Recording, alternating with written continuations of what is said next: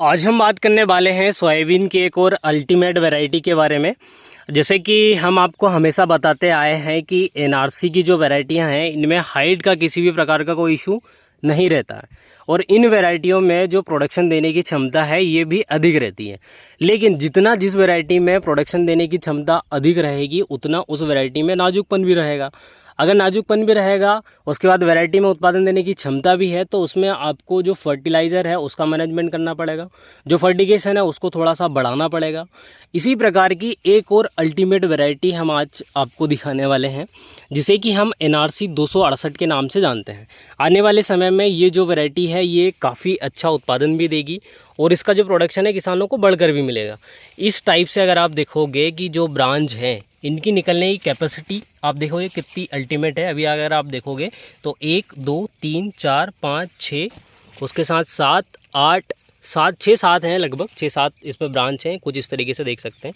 नीचे से फिर से काउंट करें तो 1 2 3 4 5 6 उसके बाद 7 ना, तो 6 से 7 इसमें ब्रांच है। और उसके बाद इसमें बैंगनी कलर के फ्लावर आते हैं। उसके साथ इसका जो पौधा है बिल्कुल इस तरीके से गुलदस्ता बनाता है। अभी ऐसा नहीं है कि पर्टिकुलर मैं आपको सिर्फ सिंगल पौधा दिखा रहा हूँ।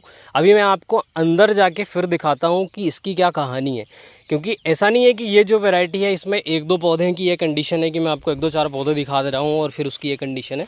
अभी मैं आपको अंदर जाने के बाद फिर आपको दिखाता हूँ कि क्या कंडीशन है एनआरसी 268 की। अभी अगर आप यहाँ पर देखेंगे तो ये डिस्टेंस देखिए आप, कितना डिस्टेंस है ये नीचे, तो डिस्टेंस थोड़ा सा अधिक मात्रा में है लेकिन इस वैरायटी की कैपेसिटी बहुत अधिक है। ये देखिए इस तरीके से ब्रांच निकालना, उसके बाद फल निकालना, फिर फल को फूल में कन्वर्ट, फूल को फल में कन्वर्ट करना, ये इस वैरायटी का एक अल्टीमेट तरीका है। मतलब ओवरऑल अगर हम देखें तो इस वैरायटी में पहली चीज़ तो हाइट का किसी भी प्रकार से कोई इशू नहीं है। दूसरी चीज़ ये कि इसका एक जो क्रॉस है, इसका जो एक पेरेंट है ये एनआरसी 142 का है। तो एनआरसी 142 में जैसे आप देखते हो कि उसमें ब्रांच निकालने की कैपेसिटी जो है वो अल्टीमेट है। उसके बाद बैंगनी कलर के फ्लावर आते हैं। तो उसी प्रकार से इस वैरायटी की कंडीशन भी है कि इसमें बैंगनी कलर के फ्लावर भी आते हैं। उसके बाद में इसमें ब्रांच की कैपेसिटी भी बड़ी शानदार है। आज अगर हम समय अवधि के बारे में बात करें तो ये देखिए, ऐसा नहीं है कि मैं किसी एक पौधे के बारे में आपको दिखा रहा हूँ। ये देखिए यहाँ पर अभी आप अगर देखोगे तो 1 2 3 4 5 इस तरीके से ये देखिए, और ये इस तरीके से इसमें फलियाँ जो हैं वो सेट हो रही हैं। अभी अगर नोड की संख्या देखें तो 1 2 3 4 5 6 7 8 9 10 11 12 और 13, ये देखिए इस तरीके से लगभग 12 से 13 इसमें ये देखिए नोड भी हैं। और इस तरीके से इसमें ऐसा नहीं है कि किसी एक पौधे में इस तरह प्रकार की कंडीशन है। इसका जो कमज़ोर पौधा है जैसे कि ये थोड़ा सा कमज़ोर दिख रहा है, लेकिन इसमें भी आपको जो ब्रांच की कैपेसिटी है ये भी बिल्कुल शानदार दिखेगी। ये देखिए इस तरीके से ये एनआरसी 268। तो ये जो वैरायटी है बिल्कुल अल्टीमेट है और आने वाले समय में अगर आपका सीड रेट 20 kg पर एकड़ के हिसाब से भी रह गया तो आप इस वैरायटी को ज़रूर लगाइएगा। ऐसा नहीं है कि पर्टिकुलर आप इस वैरायटी को पूरे लार्ज स्केल पर लगा दीजिएगा, थोड़ी बहुत इस वैरायटी को लाकर ज़रूर देखिएगा। इसमें इतना पोटेंशियल है कि आने वाले समय में किसानों को ये अच्छा उत्पादन भी देगी। साथ में अगर सीड रेट कम भी रह गया तो किसानों को कभी फिर से जो बिजाई करने की ज़रूरत है ये नहीं पड़ेगी। अगर हम इसका सीड रेट थोड़ा सा बढ़ा कर डालते हैं, खैर हालांकि हमने इसमें जो सीड रेट है ये हमारा बहुत कम है। अभी अगर हम सीड रेट देखें तो मात्र हमारा इसमें 20 kg पर एकड़ के हिसाब से ये लाइन से लाइन की दूरी 14 इंच है। और सीड कम होने की वजह से हमने इसको काफ़ी कम मात्रा में लगाया था, मतलब बहुत काफ़ी ज़्यादा दूर दूर लगाया था। लेकिन उसके बाद भी इसकी ये कंडीशन है कि आप इसमें अगर देखोगे तो ऐसा लगेगा ही नहीं कि ये जो वैरायटी है बहुत इसकी हाइट कम है या फिर बहुत दूर दूर लगा हुआ है। ये देखिए इस टाइप से ये कंडीशन है एनआरसी 268 इस प्रकार से है। और इस वर्ष तो क्या है कि क्लाइमेट ने काफ़ी ज़्यादा परेशान भी किया है। परेशान इस तरीके से किया है कि काफ़ी ज़्यादा इसमें स्ट्रेस भी रहा है पानी का। 8 10 दिन के लिए, 15 दिनों के लिए बारिश जो रुकी है उसके चलते थोड़ा सा स्ट्रेस भरा जीवन रहा है इस वर्ष एनआरसी 268 का। लेकिन आने वाले समय में 1 2 साल के बाद जब क्लाइमेट साथ में रहेगा या फिर नेक्स्ट ईयर जब क्लाइमेट साथ में रहेगा तो उसमें आप देखोगे कि ये जो वैरायटी है थोड़ा सा उभर कर आएगी। जैसे हम देखते हैं किसी वैरायटी में कि जो वैरायटी लगभग जैसे एनआरसी 150 हो गया तो सेमी डिटर्मिनेट वैरायटी है, हाइट भी लेती है, उसके साथ फूल फल सारी चीज़ें निकालती हैं। तो ये जो वैरायटी है सेमी डिटर्मिनेट तो नहीं है, लेकिन उसके साथ में ये वैरायटी में इतना पोटेंशियल है कि ये हाइट भी ले लेगी, उसके साथ में ब्रांच भी निकालेगी। ये देखिए, ये इस तरीके से, ऐसा नहीं है कि पर्टिकुलर मैं आपको कोई एक दो पौधे दिखा रहा हूँ। देखिए इस तरीके का जो वीडियो बनाने का मेरा मेन मोटिव ये रहता है, किसानों को पहले से पता रहे कि अगर हम कोई किसी वैरायटी को लगा रहे हैं तो उसकी खासियत क्या है, इसकी कमियां क्या हैं।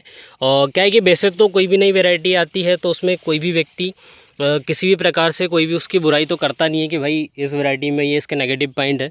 हर व्यक्ति उस वैरायटी को चलाने के लिए कुछ प्लस पॉइंट ही दिखाएगा कि हाँ इस वैरायटी में इतना पोटेंशियल है, ये वैरायटी ऐसी लगी है। बाकी अल्टीमेट अगर हम देखें तो इस वैरायटी में मुझे एक अलग लेवल का पोटेंशियल दिख रहा है। वैसे तो क्या है कि ज़्यादा मुझे वैरायटियाँ पसंद आती नहीं है, लेकिन जो वैरायटी पसंद आती है वो थोड़ा सा हो सकता है कि लंबी चले भी। तो ये जो वैरायटी है काफ़ी दिनों के बाद मुझे ये वैरायटी पसंद भी आई है, तो ये वैरायटी आने वाले समय में हो सकता है कि चले। बाकी इस तरीके से हम आपको, आज क्या है कि 59 दिन हो चुके हैं, 59 दिन के बाद में अभी इसमें क्या है कि फूल, फल और कुछ फलियां इस तरीके से हैं। आने वाले समय में देखते हैं अब ये किस तरीके से इसका पोटेंशियल रहता है। अभी तक की जो कंडीशन है इसमें फूल, फल, उसके साथ में पौधे की ब्रांचिंग, हाइट, इसमें किसी भी प्रकार का कोई भी इशू नहीं है। आज तो क्या है कि हमने आपको इस एरिया से दिखाया है, बाकी हम जो हमारा अगला वीडियो आएगा हमने आपको उस वाले एंड से दिखाएंगे, ताकि आपको उस एंड पे भी पता चले कि यार ये चारों साइड किस तरीके से लगी है। इस साइड से हमने आज तो दिखा दिया है, बाकी जो इस तरीके के वीडियो हैं आपको हमारे मिलते रहेंगे पर डे। और जो मेंबरशिप जिन किसानों ने लेकर रखी है उनका वाकई में बहुत बहुत धन्यवाद, शुक्रिया। और क्या है कि मेंबरशिप हमने इसलिए चालू की है कि जिन किसानों को वैरायटी की कोई ज़रूरत नहीं है कि भाई हमें किसी भी प्रकार की कोई भी वैरायटी नहीं लगानी है, या फिर जो किसान एक्टिव हैं कि हाँ हमें जो वैरायटियाँ हैं उनके बारे में जानना ज़्यादा ज़रूरी रहता है, तो जो कुछ एक्टिव फार्मर है उन्हीं के लिए, सेलेक्टेड किसानों के लिए ही हमने ये चीज़ें स्टार्ट की हैं, ताकि जो सेलेक्टेड किसान हैं जो कि वैरायटियों पर अच्छा काम करते हैं और इस तरीके की जानकारी है अगर अच्छे किसानों तक जाएगी जो कि इनकी देखरेख करता है कि हाँ हम जो वैरायटियां हैं उनकी देखरेख बहुत अच्छे से कर सकते हैं। क्योंकि किसी भी वैरायटी को रिसर्च करने में, उसके बाद फिर उस वैरायटी को गवर्नमेंट के द्वारा रिलीज़ करने में काफ़ी समय लगता है। लगभग 3-4 साल तक एक वैरायटी पर रिसर्च चलती है। उसके बाद फिर उसको अलग अलग स्टेट में, अलग अलग ज़िलों में, हर जगह उसको लगाया जाता है और उसके बाद फिर उस पर ट्रायल लिए जाते हैं। ट्रायल लेने के बाद में फिर फाइनल जब ये वैरायटी पास हो जाती है, इसकी जो चेक वैरायटी है उनके बारे में भी हम अगले वीडियो में बताएंगे। जो चेक वैरायटियाँ रहती हैं उनसे अगर इसका उत्पादन ज़्यादा आता है तो वैरायटियाँ रिलीज़ होती हैं। अब अगर किसी ऐसे व्यक्ति के पास ये वैरायटियाँ चली जाएं कि जो कभी किसी वैरायटी की कैरी नहीं कर पा रहा है, कभी उसमें फर्टिगेशन नहीं कर पा रहे हैं, कभी उसमें जो इंसेक्टिसाइड है उनको डाल नहीं पा रहे हैं, पेस्टिसाइड को नहीं डाल पा रहे हैं, तो फिर क्या है कि ऐसा रहता है कि कोई अच्छी वैरायटी है तो किसान की गलती से भी उस वैरायटी में कुछ कमियां हो जाती हैं, जिसकी वजह से उस वैरायटी के बारे में किसान कुछ नेगेटिविटी फैलाते रहते हैं। तो जो वैरायटियाँ अच्छी हैं, जो किसान अच्छी तरीके से खेती कर पा रहे हैं, एक्टिव फार्मर है, उन्हीं के लिए एक क्राइटेरिया रखा है, ताकि जो एक्टिव फार्मर है, जो खेती में इंटरेस्टेड है, ऐसे किसान मेंबरशिप लेकर जो नई वैरायटियां हैं, नई किस्में हैं, उनके बारे में जान सके समय से पहले, 1 साल 2 साल पहले जान सकें। तो इसी के लिए हमने इस प्रकार से कुछ जो वैरायटियाँ लगाई हैं उनके बारे में हम आपको अपडेट दे रहे हैं। बाकी आगे भी हम इस प्रकार से आपको अपडेट देते रहेंगे। और NRC 268 जो वैरायटी है, अगर आप फार्म विज़िट भी अगर करना चाहें तो हमारे यहाँ आ सकते हैं, क्योंकि जस्ट रोड के जस्ट साइड से ही लगी हुई है। दोनों वैरायटी लगी हैं, NRC 268 भी है, उसके जस्ट साइड से जेएस का जो 2555 है ये भी लगा हुआ है, NRC 142 भी लगा हुआ है, उसके साथ में निर्मल की कुछ वैरायटी लगी हुई हैं, इधर NRC 150 भी लगा हुआ है, JS 2433 भी लगा हुआ है। सारी जो वैरायटियाँ हैं ये बिल्कुल रोड के जस्ट साइड से ही लगी हुई हैं, ऐसा नहीं है कि मतलब कहीं अंदर जाना रहता है। और वहाँ से अगर आप देखेंगे तो रोड है हमारा, और रोड के जस्ट साइड से NRC 150, उसके बाद फिर निर्मल, उसके बाद फिर 268, उसके बाद फिर 200 अपना JS का 2555, उसके बाद NRC 142, उसके बाद फिर निर्मल, उसके बाद फिर JS 2433। तो जितनी भी वैरायटियाँ हैं वो रोड के जस्ट साइड से हैं, अगर आप आसपास से हैं तो विज़िट करके देख सकते हैं। बाकी इस प्रकार से जो वीडियो हैं हम आपको पर डे बताते रहेंगे।